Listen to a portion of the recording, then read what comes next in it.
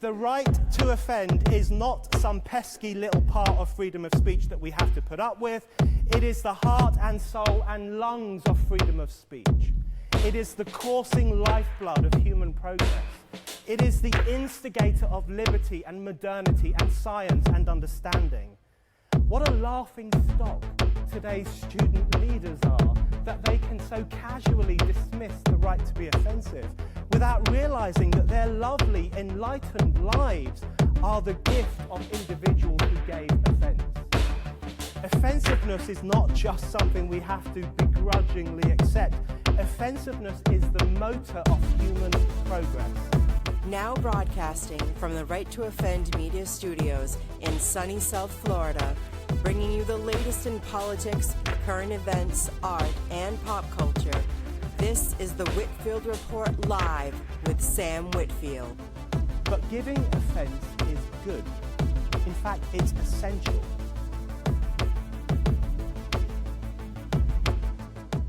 Hey there, folks. Welcome to the Monday edition of the Whitfield Report. I am your host, Sam Whitfield, recording at Right to Offend Media Studios here in Southern Florida. And joining me for this week's Monday episode is, we have a bit of a special guest, a special co-host, as it were, Mr. Apex Gamma. Special. Yeah. Apex Gamma is back to comment on all, basically, just the, kind of, I guess, crap show that has been November so far, and it's not even Thanksgiving. But anyway, how are you doing, my friend? I'm doing well, buddy. I'm reporting live here from Right to Offend Media Studios, Indiana. Up here, cool. Up here, holding it down in the Great Lakes. Yeah. No, I'm doing all right. I'm kind of enjoying the shit show. Truth be told, not much has changed in my life so far, but I have felt the genuine sort of weight lifted, sort of existentially, I suppose. Yeah. And I mean, maybe that's just like the honeymoon phase, but I don't know. I don't know really how to explain it, because I definitely shit posted a lot for Trump, and I was certainly more of a Trump fan the more I looked into him.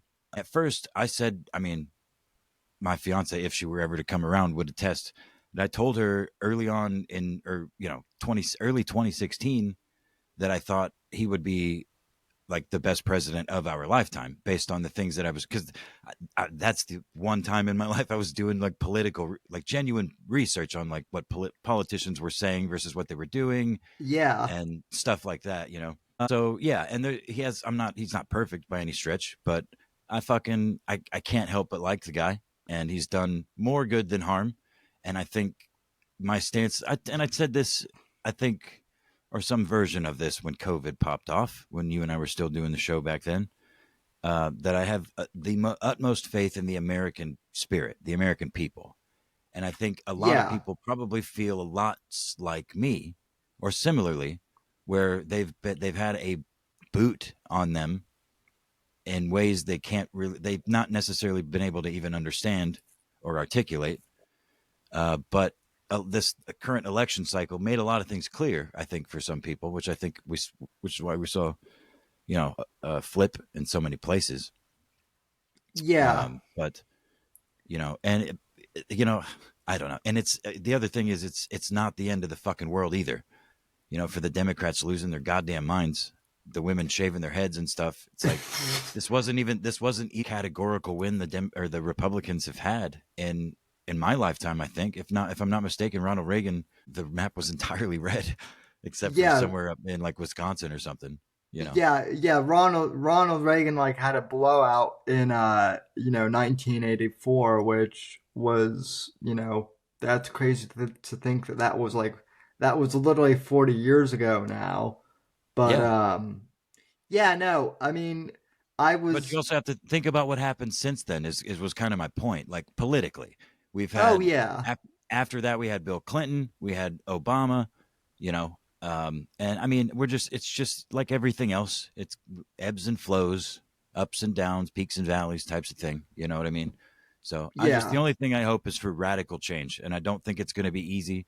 But like I said, I do genuinely believe in the American people and our spirit, and the shit going on in North Carolina and in this, over in your neck of the woods, since the hurricanes is still a fucking tragedy and a Oh, disaster that's not being addressed except by American citizens. You know what I mean? yeah. You know what I'm saying? So there's a lot going on that I think people are seeing, and it's waking people up. And I'm hoping for a genuine sea change, and I don't think it's going to be painless, and I don't think it's going to be anywhere near perfect. But yeah, we've needed some radical change, So I guess Well, it's had me hopeful, I suppose. yeah, I'm in the same boat. I mean, for starters, I kind of find it to be like on my end, it's absolutely wild to me that like Trump was the very first candidate who I voted for as president when I was just 21, and yet I'm about to turn 30 in January, and like Trump is Elvis still the Presley. only Trump is still the only presidential candidate I've voted for, so like that's almost a decade, which is kind of like, That's insane, actually, when you put it in terms like that. yeah. Sorry. Someone actually pointed that out to me the other day, and I was like, holy. They were like, dude, do you realize that Trump is the only presidential candidate that we voted for? And I'm like, and at first I was like, well, no, you're right. It was like one of Oh, those yeah. moments. That's crazy. That's wild, actually. I definitely don't think that Trump is perfect by any means. I also think, like, in hindsight, I don't necessarily think that if COVID hadn't happened in 2020, I think he would have won in a landslide for sure. Still not. I'm still not convinced that he didn't win. Yeah, I'm still not convinced. There's some, when you look at those numbers, it just there is some fuckery going on there, and probably on the Republican side too. But yeah, no, I definitely agree with that. I mean, Max and I both said that the election has no doubt was stolen in 2020. But what I'm saying is, I they wouldn't don't have been able to, right? is I Yeah. like Yeah. COVID, and we talked at this. There was so much fuckery with COVID, back then, and like even now, like we're still learning shit about like, COVID and whatnot. That like I don't think they would have been able to get away with stealing the 2020 election Yeah. in the way that they did. I mean, morale was like everyone, even I was like, pretty depressed, So I think general morale was kind of down back then, but I think it has been since then too. Yeah, I agree with you. yeah, I mean, I would agree it's been down, maybe not as much. I do think it was kind of like funny when the powers that be were like, there's a pox outbreak like back in June, and they were like, yeah, no one's falling for that. So Well, I mean, enough people were like, "Hold on a second," and looked into it, were like, "Oh wait, it's the it's the homos." So just don't go fucking each other in the ass, and this one you can avoid. It's not a yeah, don't go yeah. coughing on each other type thing. And people were able to spread that news effectively enough early on that people were like, yeah, who gives a fuck? Yeah, You I know? mean, I honestly think too that like um even without Trump getting shot, like I just think that Kamal was, and this is one thing I've tried to like tell some of my family members who, it's been wild because we were talking like after the we were talking off air about like after the election and like watching Kamala, supporters like lose their mind. Well, I have like a couple of family members like who were like, I just understand how Kamala could have lost because Trump's so bad, and it's like, well, even if you can see that Trump is like, even if you think that Trump is bad and that he has his flaws, like Kamala literally had no like policy positions whatsoever. Not just that, but like she would cackle literally at everything at some of like the most inappropriate Yeah, times. like a lunatic, like literally like a crazy person. Yes, Yeah, and which is why I respected Joe Rogan and like his seemingly genuine desire to get her on the podcast and just talk to her like a human, because she just didn't yeah, seem like a person. And I saw somewhere studies that came out like months ago that the Democratic Party, like they were not on board. They wanted somebody that separated themselves from all this Democrat bullshit, all the things that the Democrats have stood for the yeah, last several years. They want, they want to be rid of that. They want something new. If Kamala would have come out and been like, all right, we're not doing this gender bullshit anymore. We're going to focus on shoring up the border and blah, blah, blah. You know what I mean? Like hit some of the bullet points that people care about: inflation, the yeah. border, you know, Social She Security or something. Maybe, who the fuck knows? I don't know. if she had if she had done if she had if nothing else, if she had focused on the economy and getting that back on track, Yeah, or the economy tried and the to, yeah, those two things yeah, I think could have done it. Yeah. um, maybe she still might have lost because those two things are also kind of Trump's expertise area. But I think if she had at least focused on those, she would have seemingly made like, you know, a bigger you know, I don't know if, like I said, I don't know if she would have won, but she would have definitely put up a better fight too. I genuinely feel like a lot of Democrats at this, it got to the end of the race here, towards the end of the race, and they, like so many of us in the past, finally got a switch flipped, and they're sick of the bullshit. Like there's Yeah, like clearly being lied to, and toe the line or whatever. Which is why I said I think they could have tricked more people effectively if she would have just stood on those points, because that's traditionally what presidents do anyway. They just say a bunch of things and then get elected, and then don't do any of them most of the time. You know. yeah.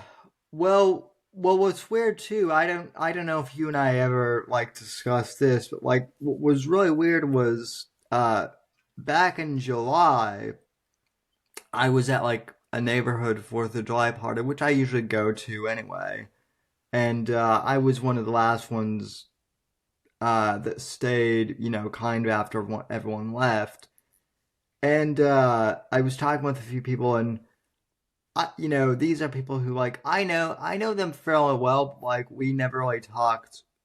We don't really talk politics. One of them said something along the lines of, like I'm usually traditionally a liberal, but man, like the LGBTQ stuff in schools, like and the whole forcing gender crap on kids, like I don't want that. I might have to vote for. And these are people who like I hadn't brought up politics or that I was voting for Trump or anything. This was like kind of like an out of the blue, just like you know Sure. thing, and I was like, well, that's interesting. So that like, Yeah, I guess that's what I mean. Is it's forcing a lot of this stuff to the surface, because so much of our society is based on us being asleep. There's a lot yeah, of memes about waking up and being woke and blah, and it's all been co-opted in several ways. But I mean, yeah, we all just get into our routines, and we don't pay attention to the shit that matters, be it politics or what's happening next door. In a lot of cases, you know what I mean. So yeah, yeah, I think it's woke a lot of people up in a lot of ways. So that's what I mean. I feel like we're in for a renaissance of sorts, and it may not may not all be good, but I think yeah. we're in. Well, I mean, I'm not a parent myself, but like I've been around, you know, young kids enough to know, and parents with their kids enough to know that like I imagine it would be pretty jarring if you're a parent and you have a 7-year old, and all of the sudden that 7-year old all of the sudden is coming home and being like, "Mom, Dad, what's a vibrator?" Or something just like Well, look, randomly. I mean, it's the inevitable conclusion to nationalized education, if you ask me. I mean, the whole it just it's been bullshit ever since I was a kid. The Oh No yeah. Child Left Behind and fuck whatever all the other ones are, I can't think of off the top of my head. But yeah, no, it's all bullshit. Again, we're all just supposed to eat it, and we have for a long time because it's just the way it is, and the people in charge say so. And if you know, enough people get squashed, and the media for a long time is reporting the actual truth, and now that hasn't been true for fuck probably a couple of decades at this point. They've been bought and paid for. So yeah, I mean, again, it's invigorating to see. I'm just not super confident or comfortable in what the immediate future is. I mean, I have faith. I just Yeah, I think it's gonna be tough. I think it'll definitely get interesting. Like, I honestly am like, I'm a little anxious to see like what will happen between now and January 20th. Hopefully nothing happens. But like, I do kind of find interesting that minus the absurdly loud TikTok people, like nothing has really happened. Which I mean, I guess is both good, but like it also kind of makes me think, well, like who knows? They might try, someone might Yeah, try and assassinate him, a third time because why not? You know? yeah, and I mean, I was talking to a coworker about this the other day. A young fellow that he's confident. He's a Trump fan, but he's confident they're gonna whack the man. He said so before he won. He was like, even if he wins, I think they're gonna get him.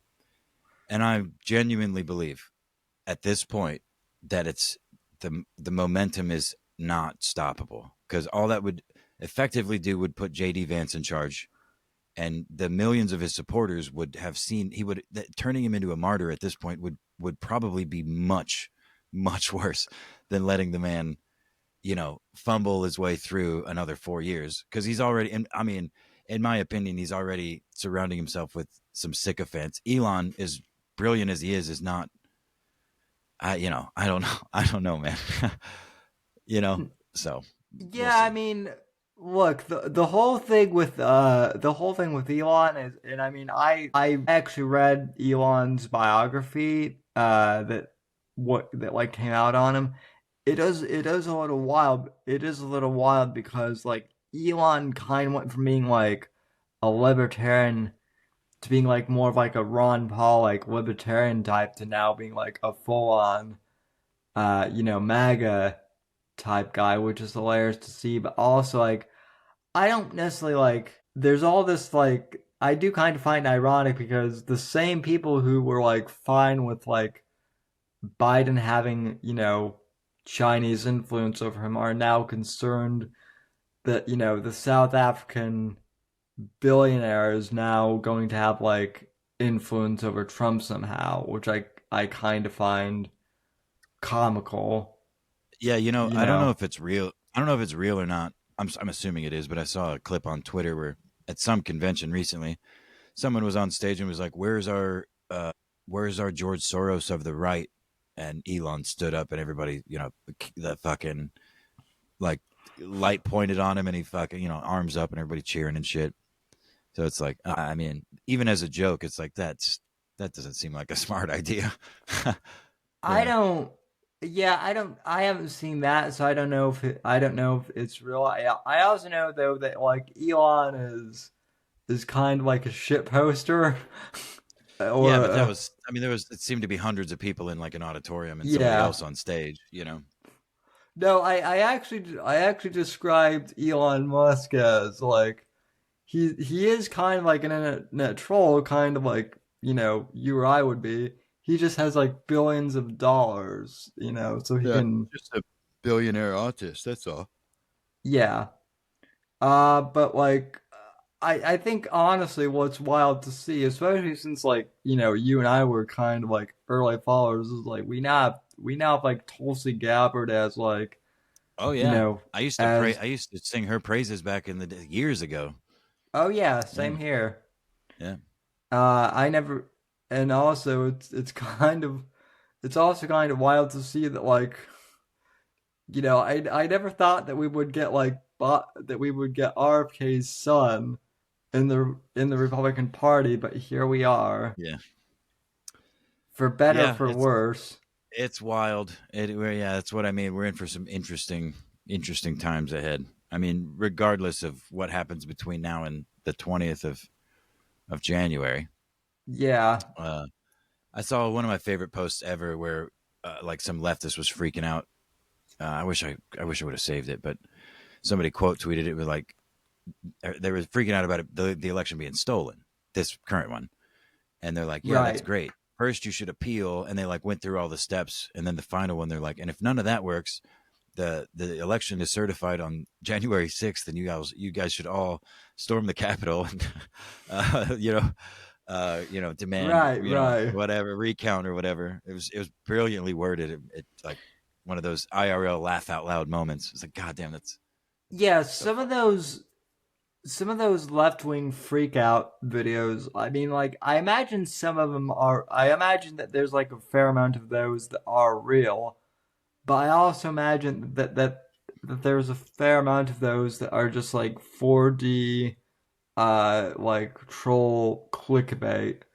Yeah, no, I have to believe they're like in this like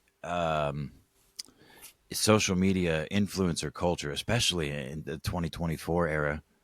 Like, shame does not exist for so many of these people. So if they can get 5 million views of them doing a manufactured freak out over the election, they're going to maintain several 100,000 of those when they continue making content about whatever bullshit they deem creative or whatever. Yeah, you know what I'm saying? So, yeah, well, that's what I was telling. That's what I was telling Matt. That's what I was telling Max and Maxine too the other day. Is I'm sure that those are like I'm sure that some of those are like genuine freakouts. But I also know that like there are trolls, and like particularly Max. I could totally see someone like Max being like, or Jesse from Pod Awful being like, "Hey guys, wouldn't it be hilarious if we all did like an over the top like freak out over the election to get like mega views or something like that." Yeah, to start a specific trend, like to freak out about one specific thing, get a few dozen people to post on, absolutely. Yeah. I mean, 4chan's been doing shit like that for a long time. I mean, and various types of people. But yeah, that's why the internet is. That's why people say it's not real. There are real people on the internet, but almost everything that there's any sort of interaction with is not real. You know what I mean? It's like manufactured in more ways than you can probably quantify off the top of your head. So it's best to just have fun with it, That's why it's so hilarious when the left says, well, the right literally memed Trump into office, and it's like, well, no, but also kind of yes, I guess. Yeah. So. Well, I mean, the great meme war of 2016, that's like a moment.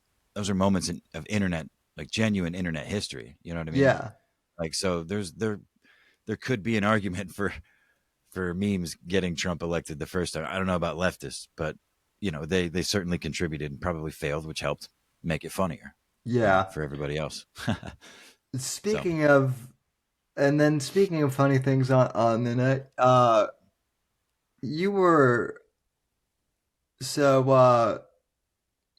and I were both commenting the other night as the entire world was breathlessly waiting and then waiting some more for Netflix to buffer as the Mike Tyson Jake Paul fight was happening, and during that entire fight, I just want you to know, all I can think of is as I was reading your tweet responses to it, all I was thinking is, shit, Apex introduced me to Mike Tyson Mysteries.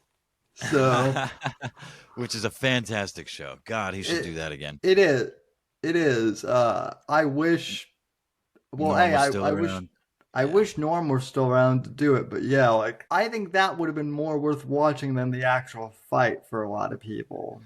So yes, And yeah, while you, as you described it, the world was waiting with bated breath. It seemed, from my perspective, that they pulled their phones or their laptops out and let the whole fucking world on Twitter was losing their shit. I've never seen anything like it on Twitter. Like, you'll always see some random things, I mean, ads, of course, but like, those accounts that are like, wow, look how amazing this is, that gets millions of views per post or whatever.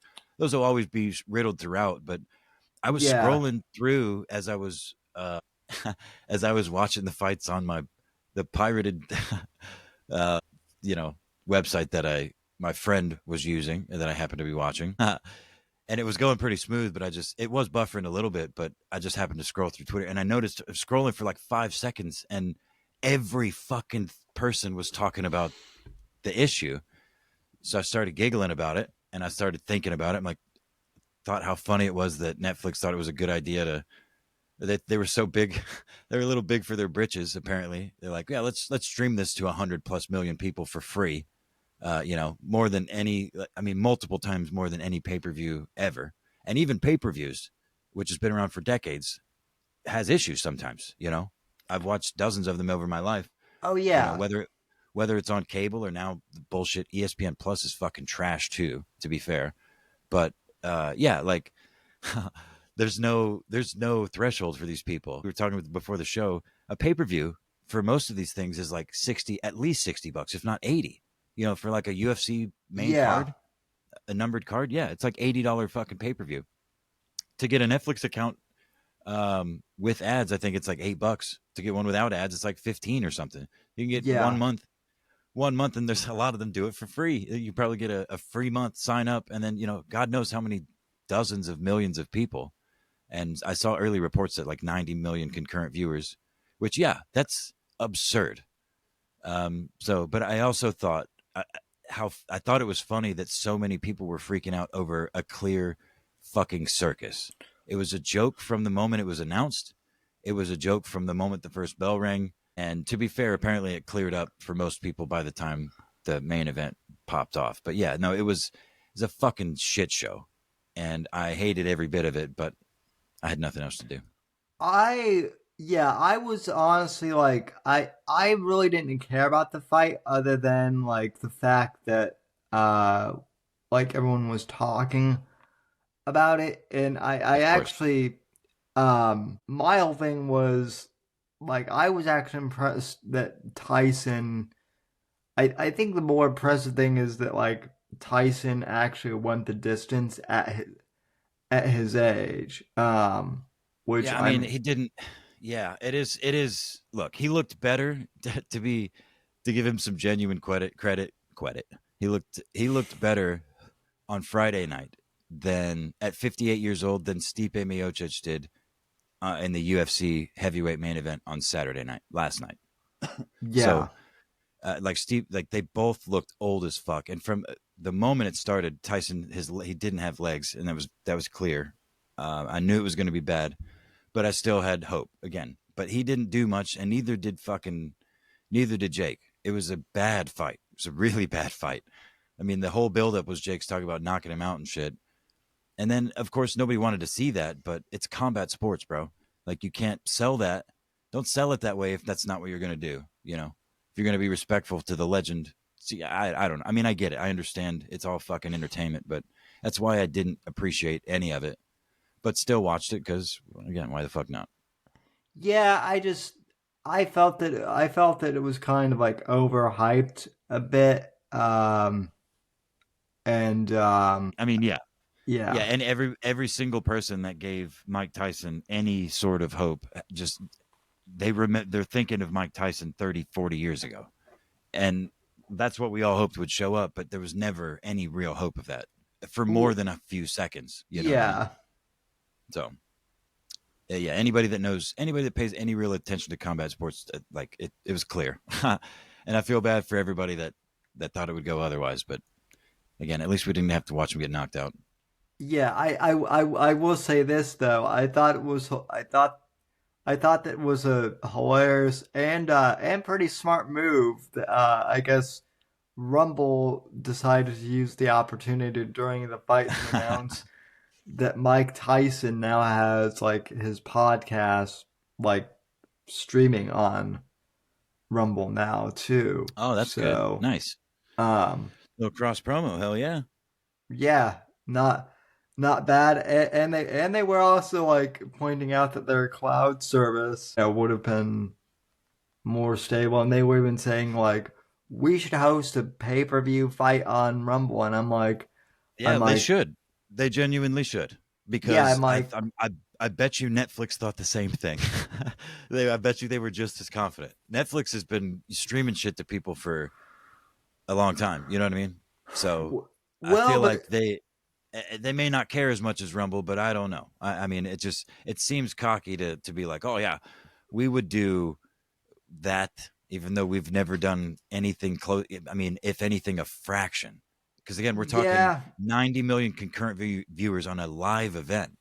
Like, I mean, I realized on election night they had dozens of live streams that had millions of viewers each, but those are different streams. Even if you combined all of those to one right. particular event, it doesn't hold a candle to what Netflix was doing. So yeah, I mean, maybe they could do it, but I just was being facetious and a shithead on Twitter because it's what what is fun to me sometimes. Yeah. I didn't mean any shots really. I would love to see them do it and pull it off. That would be huge for Oh them. yeah. Well, I was kind of my whole thing was like, okay, Netflix. So Netflix has actually done like live events before, but it's mainly been like comedy events. They've done they did they did like a live stream of like Joe Rogan's latest comedy special, which I didn't see when it was live streamed, but like apparently that was a live stream event. And reportedly, when they did the live streaming event, there were issues with that being live streamed. And granted, like Yeah. that was, Imagine there would be. Yeah. and granted, like that was that was like, you know, one of the biggest live stream, you know, comedy events. But it's nowhere on the scale that like this fight would have been, right? So Yeah. like, Right. Yeah. Especially considering it's like a pre-recorded. Was it pre-recorded or was it live streamed from like live at the event? yeah, it was like literally live streamed at the theater where Ah, okay. So you see, so there you go. Yeah. so like So I feel like, sorry to cut you off, but real quick, I feel like the problem is this technology, the thresholds are being broken so often that these tech companies, they get so good with what they have, and then they push a new threshold and find new. I mean, it's just the way things work in general most of the time. You know right, what I mean? You find new problems. right. My whole thing though was like if they had trouble like, and I had said this like back when the fight got announced, I'm like if Netflix had trouble like streaming the Joe Rogan comedy special and that was just one comedian, then Yeah. like Standing still on stage effectively. There's no, you know what I mean? There's no yeah. buffering of the shit moving around and all that other stuff. So Yeah, but if they were having trouble with that, then like they really needed to boost their infrastructure, and and then when and then when the fight started buffering, I was like, well, I guess they spent more money on DEI programming than they spent on infrastructure and getting their servers, you know, ready or whatever. I suppose, but So like I was just trying to say, I genuinely think if and when Netflix does this sort of thing again, it will be significantly better. Maybe not. I shouldn't say oh significant. I yeah, guarantee. I would put money on it being like noticeably better. You know what I mean? I imagine they learned from a lot of the fuck ups because, like I said, I think they broke through a new threshold that they weren't. They thought they were prepared for, but they'd never actually been there before. So once you land yourself in the tens of millions of live viewers on a live event, like shit starts to break and you got to figure out how to fix it, because you've never had to yeah. do that before. And that, you know what I'm saying? So that's the way it's the way the logic in my brain works. No, no, I think you're absolutely right, you know, with that. So Can I ask you a quick question? yeah, absolutely. We're not live, right? We're recording. Yeah, yeah, yeah. We're just recording this. Can you pause the recording for like 1 minute? I like really need water. I didn't Yeah. get water before we started. Yeah, absolutely. Okay, do that for me real quick. And we're back. So yeah, so Sorry about that, folks. I think that fight was pretty well. It was I bad. mean, It was very bad. yeah, And it was a joke to begin with, and I feel so bad for everybody that fell for it, you know. But again, it was smart making it free, because I would bet you that if they made this an actual pay-per-view where people had to pay even $20 to watch it, it would have been atrocious. I don't think they would have done a fucking million buys, maybe, but probably not, because I think most people realized it was a joke. But I think I would argue over 50% tuned in just for the hope, just the slight glimmer of hope that Mike would fucking knock him out. But they knew like myself, they knew all along what it was, and there's no real fucking shot. But if there was a God, again, maybe Mike had a knife in his gloves and he would stab Jake Paul to death live on Netflix, and we would all at least get to enjoy that, you know. Yeah, I mean, yeah, I'm not a big fan of either of the Paul brothers.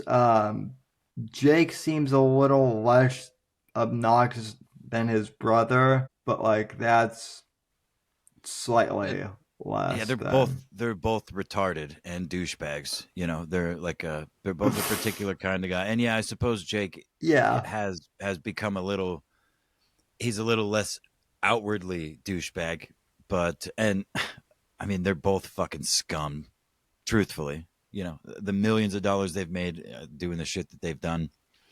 I mean, it's not all absolute trash, but a lot of it is. I mean, look, this fight is a perfect example. Jake made $40 million to use a 58-year-old former legend as a punching bag in front of 90 million people. I honestly didn't even really know that much about the Paul brothers. Apparently they were Disney stars back in the day or something. I thought they got their start on Vine, and then they ended up on Disney for a little bit. I could be wrong. It doesn't matter. But yeah, they're that generation. They're like the early adopters of they're who social media and influencer culture is kind of modeled after, which is why they can never be forgiven, regardless of how good of human beings they are. I agree with you on that. And I say that as I'm an old school podcasting creator, guy. yeah, for sure. But there's a difference, man. There's a big difference. Yeah, I even the whole thing with podcasting. I hate the fact that TikTok and Instagram is a thing that I mean, you don't have to use it, but you kind of do in order to promote your show. So I kind of begrudgingly reactivated my old TikTok account. So. Yeah, well, look, that's been a truth for quite a while. I mean, at least a decade or more. That every popular social media account is kind of important to have if you have work. If you do work that's social media related, or if it's even in the sphere, podcasts or any of it, if you promote on any kind of social media, you need all of the platforms. It just makes sense. It's more work, obviously, but you just a few more button pushes to reach that many more potential people. Effectively. Yeah, I have one of those softwares that it takes the same clip and then distributes them to all of them basically. Yeah, that's which good. Definitely helps. So, yeah, it's a start for sure. But yeah, man, I mean, I just I said that fight and seeing your comments, that was pretty fun. So. I did enjoy it. Thank you for bantering with me, because I was just kind of tweeting into the wind as I tend to. So yeah, well, and then that may be whatever. Like I said, whenever I think of Mike Tyson, I can't not think of Mike Tyson mysteries now. It's Um, such a good show, man. God, I should go rewatch it actually. it really, it really is, and I mean, it's the humor is like incredibly stupid. Like the plot points, they don't make sense, but it's like it's purposely stupid and Yeah, bad. no, It's it's perfectly like satirical and slapstick, and yeah, there's a lot going on there, and it's all good. And yeah, Norm Macdonald as a pigeon, Mike Tyson as himself as a superhero Scooby Doo, you know, cast, leader type of thing. It's fantastic. If you haven't seen it before, seriously go watch it. the fact If that you enjoy laughing anyway. yeah, the fact that the fact that they even got like the old like Scooby Doo like Hanna-Barbera style like animation Yeah, too 100%. is just like the chef's um kiss too. Yeah, So and I mean realistically, like I'm not gonna hold you, especially those of you that have never seen it before. Norm Macdonald as the pigeon is probably, if not the only reason to watch the show, it's probably the best part of the show. Because I seriously always thought like qualified it as Norm just being himself, like more himself. You know what I mean? Like letting out a part of his character that you can't yeah, in public, type of thing. The part of his funny that he knows is over the line, type of thing. But he's a pigeon, and he's supposed to be yeah, racist and sexist and like just awful because he's a pigeon. So he's yeah, he's, he's fucking awesome, man. yeah. Well, One of my favorite Norm performances.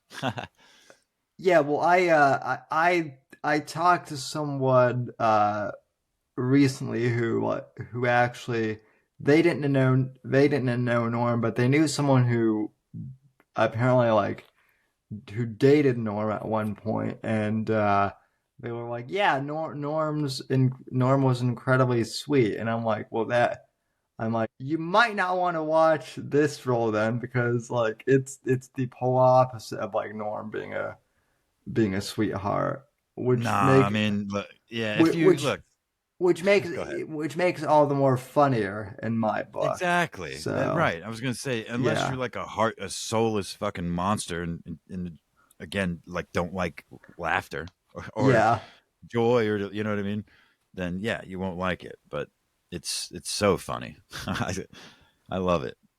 yeah. Well, then and then like even without even without Norm, like Mike actually like I don't know if he like this is one of the funny things like watching the show is like people have like tried to figure out like is Mike actually acting or is he just ad libbing and being himself? I think he's Because acting. I think he's acting yeah, most of the time. But there's a good chance that if the showrunners were smart enough, they probably knew that Mike wouldn't be able to act a whole lot, so they probably just explained the situation, and they probably had like the room. They probably recorded like together, or like where they could see each other, yeah, or you know what I'm saying, so that like scenes were done where like he could just kind of, yeah, like the scene could go in a particular direction. He could understand what's happening and what he's like what his character's supposed to be feeling or whatever, and then just go. You know what I mean? Instead of giving him lines necessarily. Although, I mean, I don't think it'd be hard to get Mike Tyson to read some lines, a handful at a time. You know what no, I mean? I think he can do that. Whether they're understandable or not, that that's another thing. Yeah, it's a So brilliant show. So that's good. I'm glad that that's where your mind goes when you think of Mike Tyson. You'll never forget me then. yeah, mission accomplished, I guess on your end. So Nice. so What else? What else is on your mind, buddy? oh well, just shoot, man. It's I can't believe it, but the holidays are already close by. I mean, like I said, it's been a whirlwind of a year. Like It's fucking insane that it's November fucking 17th already. It's yeah, fucking insane. I literally can't even believe it. Like, I, they tell you when you're young, the time, at least I was told when I was young, the time goes faster the older you get. And you think that's bullshit. Time's fucking time, you know? But you don't realize as a kid that the older you get older and you have responsibilities and work and bills and, you know, you know what I mean? So you have less free time. So that's where the time goes because you're have so many obligations. And you don't think about it that way necessarily, but Yeah. you just wake up one day and you're like, oh shit, that was 10 years ago? Or, you know what I mean?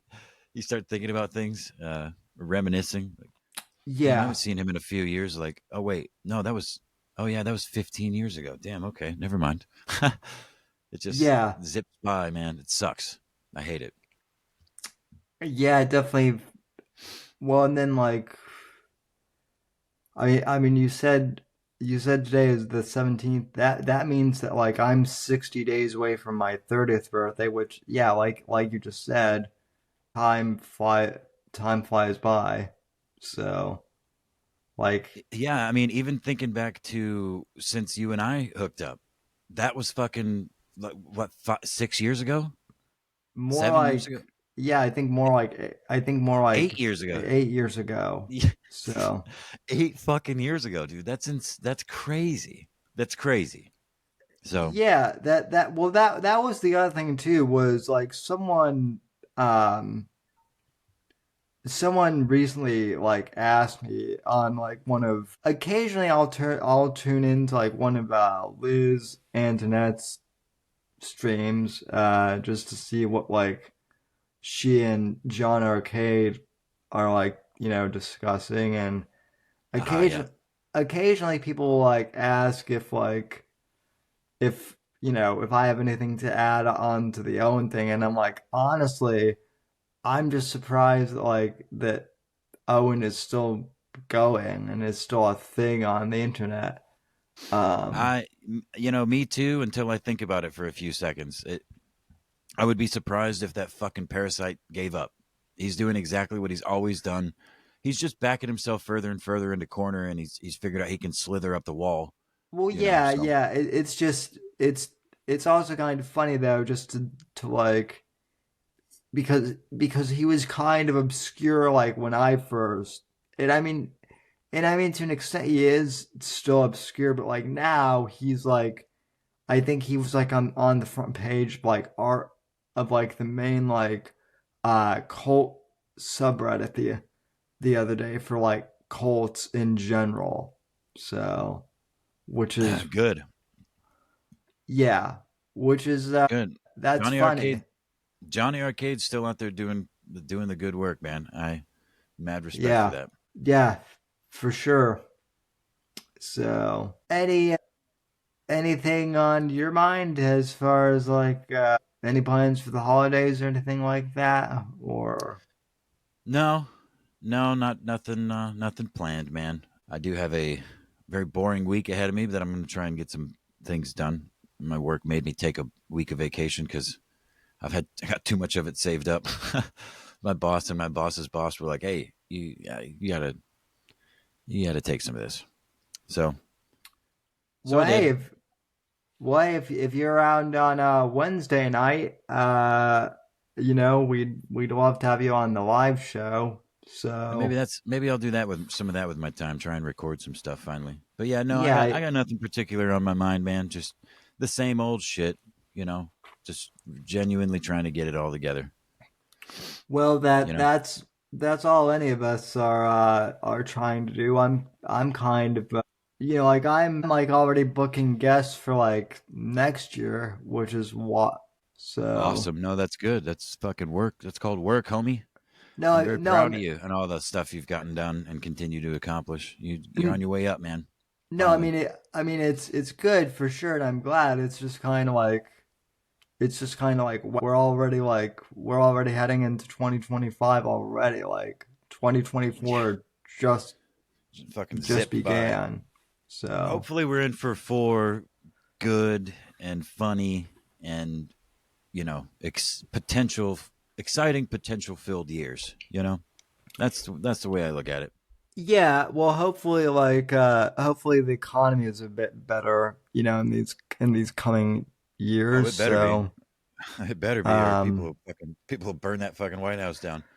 oh yeah, well, like it does kind of, I wouldn't say it sucks, but like I'm now in the position where like, I'm selling books and whatnot. I mean, I'm not complaining. I've made decent money at it, but it is always a little tough because every once in a while I get people who are like, well, I'd love to, I'd love to be able to buy like a paperback or a hardcover, but money's tight right now, and Yeah, of which course. I understand, and they're like, well, can you maybe lower the price? And it's like, well, no, I can't because Yeah, for Amazon, obvious reasons, man. Yeah. yeah, so it's just kind of like, so like I'm not really bitching at that, but it's like, man, I hope the economy, gets better so that people have more spare change and, stuff for that. Yeah, for sure. Absolutely. Yeah, I So agree. Would be nice to see. I mean, it would be nice to have some more money in my pocket again too. yeah, So I miss I do miss although I suppose it's better for my health, but like it is wild to me that like McDonald's, like during the Trump administration, you could buy like a large fry for like $1, and now it's like $5 for a McDonald's fry now. It's like, yeah, jeez. yeah. They used to have the market cornered on like convenience with shit food. Now it's convenience and price. It was cheap, it was fast, but it was dog shit. You know. Now it's Yeah. now it's fucking expensive. I mean, it's literally it costs as much to go get like a Big Mac and fries and a drink as it is to go to like the local Tex-Mex restaurant down the street from me and get like a 3 taco dinner with rice and beans and a Yeah. soda. A glass bottle soda. The real sugar shit. Yeah. No, I actually, yeah, I went to the Cuban place by me, and yeah, it costs like, it actually costs less to go get like a real Cuban sandwich with like real meat and stuff than it does to get Yeah, like some puny you know quarter pounder that yeah, like exactly. one. So, But yeah, but let's just say I'm cautiously optimistic. That's my vibe. That's how I'm feeling, man. yeah, I mean that's been my vibe for the last couple of years, honestly. Yeah, I feel like we have better reason to be optimistic. You know, Yeah. potentially than we have over the last few years, but we'll see. Oh, for sure. So, but anyway, well, man, I appreciate you coming on, and anything else that you want to promote or push before we get out of here? No, except for I would like to say thank you, of course, for having me. As always, it's always a genuine pleasure to chit chat with you, man. The only thing I would like to promote is, of course, your show, which is live every Wednesday on Rumble, and then, of course, the Sandwich Makers and Bits and Bones also on Rumble. They're on their respective channels, as well as Maxine's Mortuary. Yeah, Yeah, and yeah, and you the, and you the were entire actually right, the entire Right to Offend Media crew. Yeah, go and check you them were out on Rumble. actually you were actually on Maxine's Mortuary too. That's right. I was guest number one, and I had a genuinely fantastic time chit chatting with her, sharing spooky stories and stuff. So if you're into that sort of thing, we shared Which some. I didn't know that you were into any of that stuff. Well, it's not necessarily that I'm into it, but I have stories. You know what I mean? Like I don't do a whole lot of research. I don't read creepy Yeah. pasta. You know what I mean? Like some people, and apparently Maxine consumes a lot of that sort of media, and I don't really. But I have lived a long life, and I've seen shit, experienced things, and I explained a good handful of them on that their first episode of Maxine's Mortuary.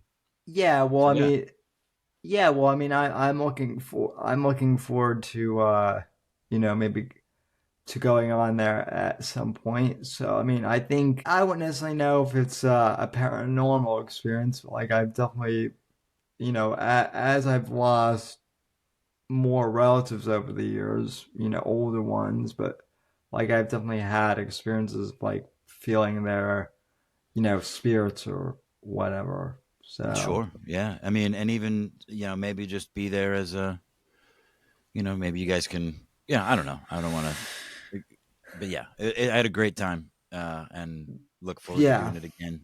So yeah, if you guys are into that sort of thing, please go check it out. Check out any of the other Right to Offend Media shows again on Rumble.